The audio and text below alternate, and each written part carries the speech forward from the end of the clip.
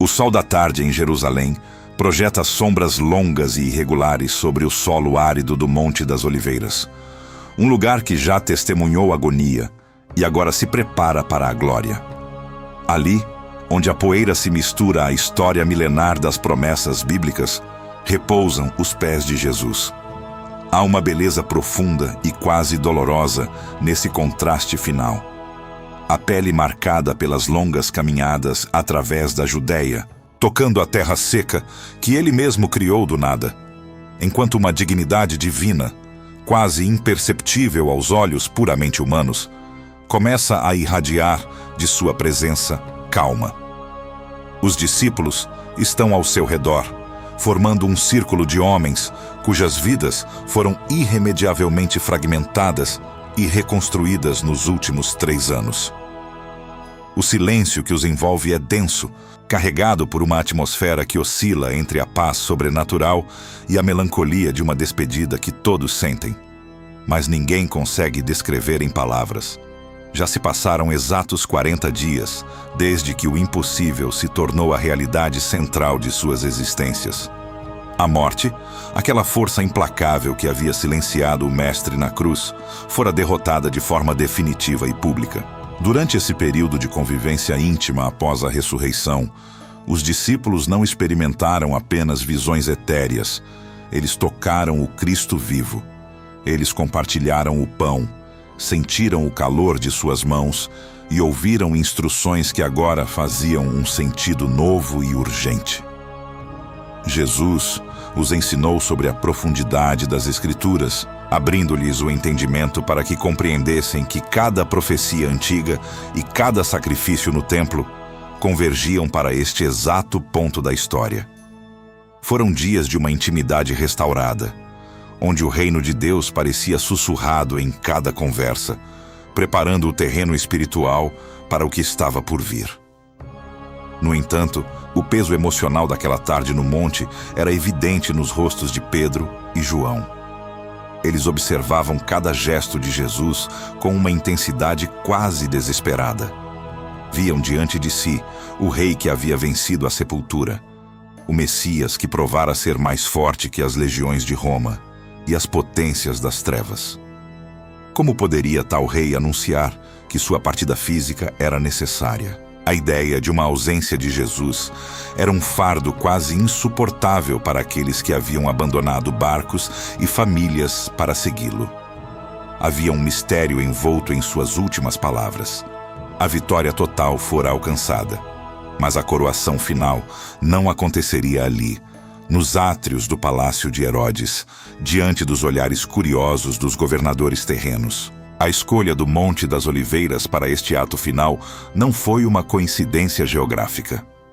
Este local, situado a leste de Jerusalém, era o cenário estratégico onde as profecias messiânicas encontravam seu ápice.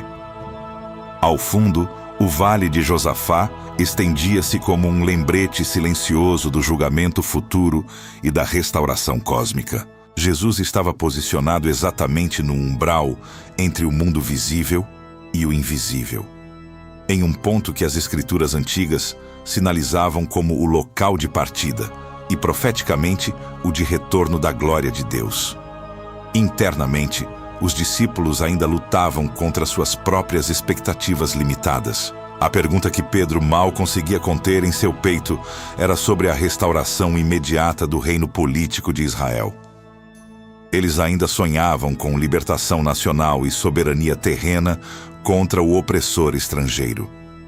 Jesus redirecionava o foco deles para algo infinitamente mais vasto.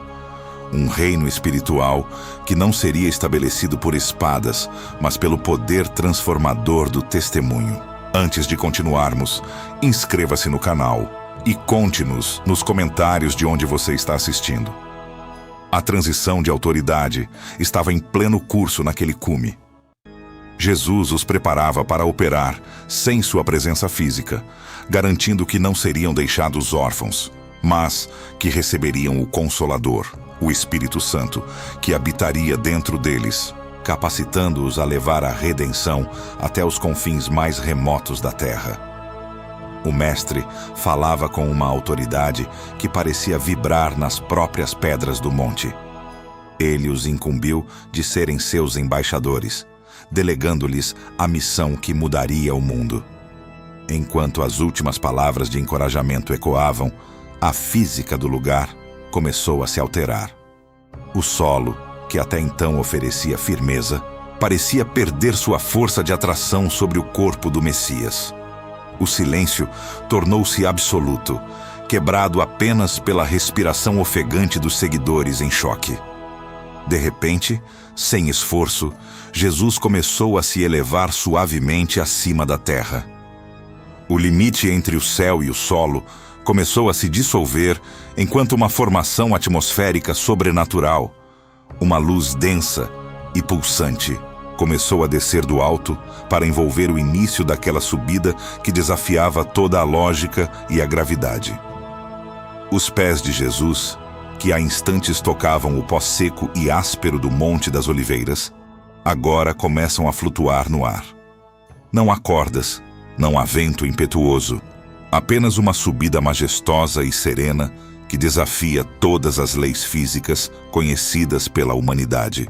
O silêncio que se instala sobre o cume é tão profundo que parece ter peso próprio.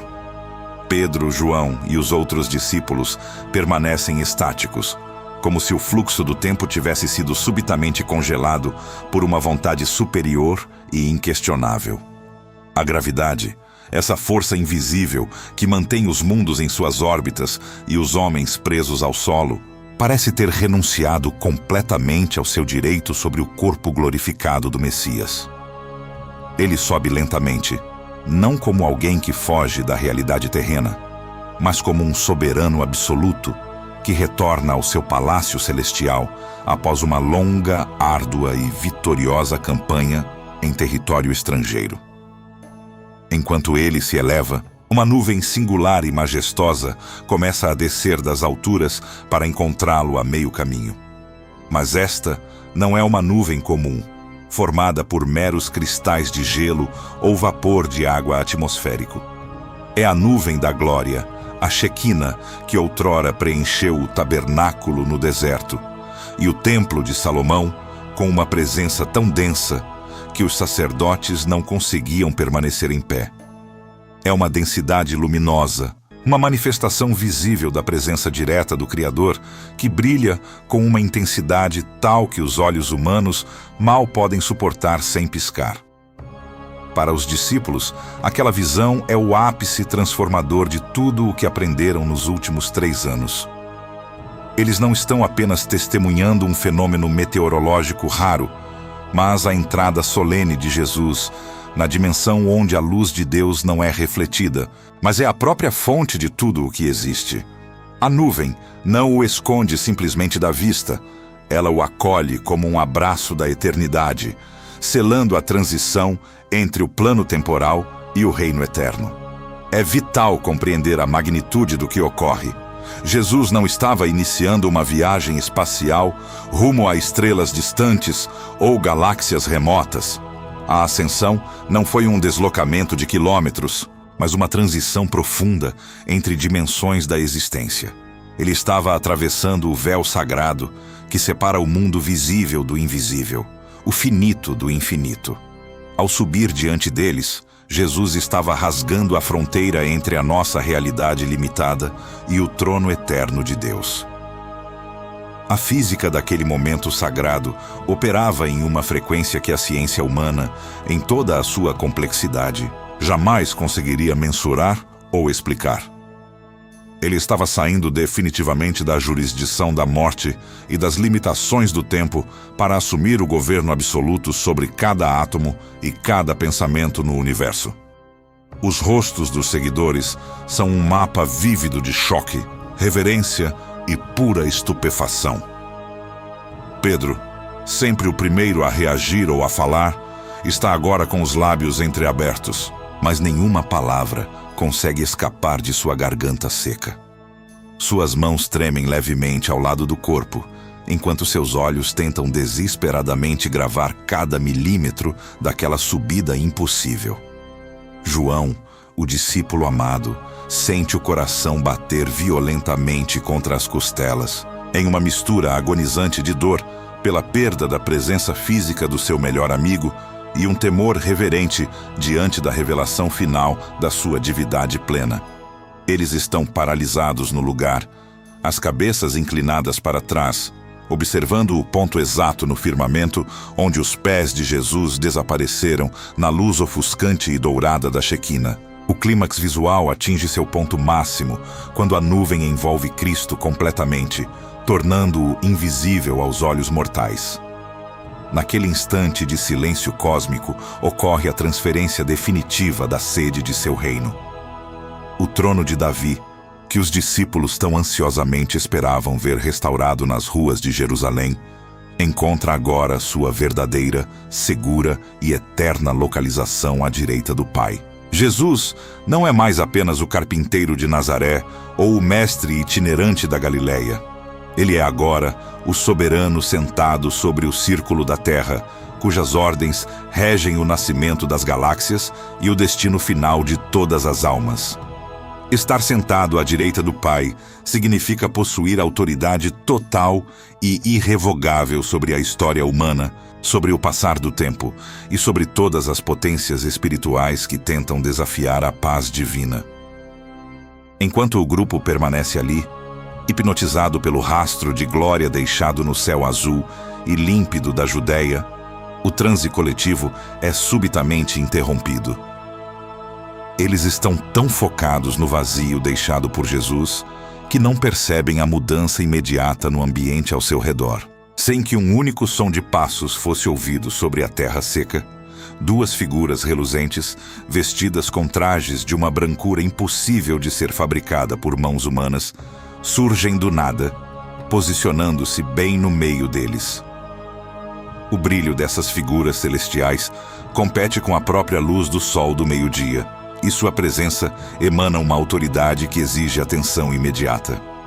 Os discípulos, ainda com os pescoços esticados para o alto, sentem um tremor percorrer suas espinhas quando uma voz clara, poderosa e penetrante quebra o silêncio do monte, lançando uma pergunta desconcertante que os forçará a desviar o olhar do céu e encarar novamente a realidade da terra.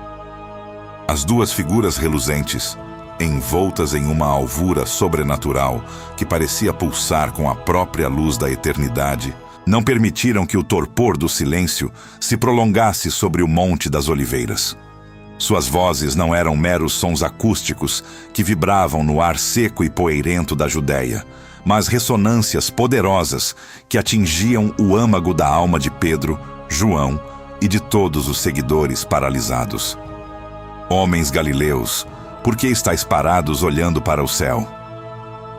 A pergunta ecoou como um trovão suave e profundo, dissipando instantaneamente a estupefação que os mantinha com os olhos fixos no vazio, deixado pela nuvem Shequina.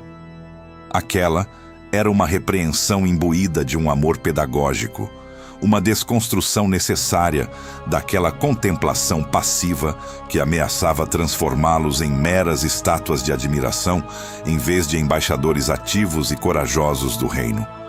Os anjos estavam, na verdade, entregando um despertamento divino para que a missão começasse, deslocando o foco da partida emocionalmente dolorosa para a responsabilidade gloriosa que agora os aguardava em cada rua, casa e nação da terra. A revelação que se seguiu tornou-se o combustível espiritual que alimentaria a coragem da Igreja através dos séculos de perseguição, incerteza e martírio. Os mensageiros celestiais afirmaram com uma autoridade que não admitia dúvidas: aquele mesmo Jesus, que acabara de atravessar o véu invisível entre as dimensões diante de seus olhos atônitos, voltará exatamente da mesma maneira que o viram subir. Essa promessa solene de retorno não era apenas um paliativo para os corações que se sentiam órfãos de sua presença física, mas a pedra angular de uma nova e vibrante esperança escatológica. Naquele momento, a ascensão e a segunda vinda foram entrelaçadas em um único propósito redentor indestrutível: O rei partiu para assumir a plenitude do governo universal à direita do Pai. Mas sua ausência visível é estratégica e temporária, garantindo que a semente do Evangelho seja plantada em cada cultura humana antes do seu triunfo final. Ao transportarmos essa realidade espiritual para os dilemas complexos e as pressões do ano de 2026, percebemos que a ascensão de Jesus é a âncora absoluta contra o niilismo e o caos da pós-modernidade. Em uma era saturada por inteligências artificiais, instabilidades geopolíticas globais e uma solidão digital sem precedentes, a certeza de que o governo do universo não repousa sobre ombros humanos falíveis traz uma paz que desafia a lógica. Cristo não está distante ou esquecido, em uma glória remota. Ele está sentado no centro de todo o poder, orquestrando os fios da história humana em direção a um desfecho de justiça perfeita. A tecnologia pode avançar a passos largos, e as potências mundiais podem oscilar, mas o trono eterno permanece soberano e inabalável, regendo cada galáxia e cada batida de coração com a mesma mão que outrora foi pregada na cruz por amor. Esta subida majestosa foi também o gatilho teológico necessário para a maior transformação interior da história. Jesus explicara que sua partida física era necessária para que o Consolador, o Espírito Santo, pudesse ser derramado sobre toda a carne. Agora, a onipresença de Deus não está mais confinada a um corpo em um ponto geográfico, mas habita vibrantemente dentro de cada crente, tornando a Igreja o corpo vivo e visível do Cristo que governa do invisível. O reino de Deus deixou de ser uma expectativa política limitada às fronteiras de Israel para se tornar uma realidade espiritual invasiva que restaura a dignidade humana e oferece vida eterna em qualquer latitude do globo. A ascensão quebrou as barreiras da localização, permitindo que Jesus estivesse simultaneamente no trono celestial e no íntimo de cada alma que clama por sua redenção. A narrativa encerra-se não com um ponto final de despedida, mas com um chamado urgente à prontidão e à esperança inabalável. O mesmo céu que se fechou para ocultar a glória da Shekinah é o portal que se abrirá em breve para revelar o leão da tribo de Judá em sua majestade plena e visível. A história da humanidade não é um labirinto sem saída, mas uma jornada sagrada com um destino glorioso. Que o nosso olhar se volte para a terra apenas para trabalhar com mais vigor, sabendo que cada pôr do sol nos aproxima do grande encontro final, maravilhoso e definitivo. Se você aguarda com fé o retorno do soberano, escreva Maranata nos comentários. Acompanhe-nos na próxima jornada sobre o fogo de Pentecostes. O Rei ascendeu, o trono eterno permanece ocupado, e o melhor da história ainda está por vir sob o brilho majestoso do céu aberto.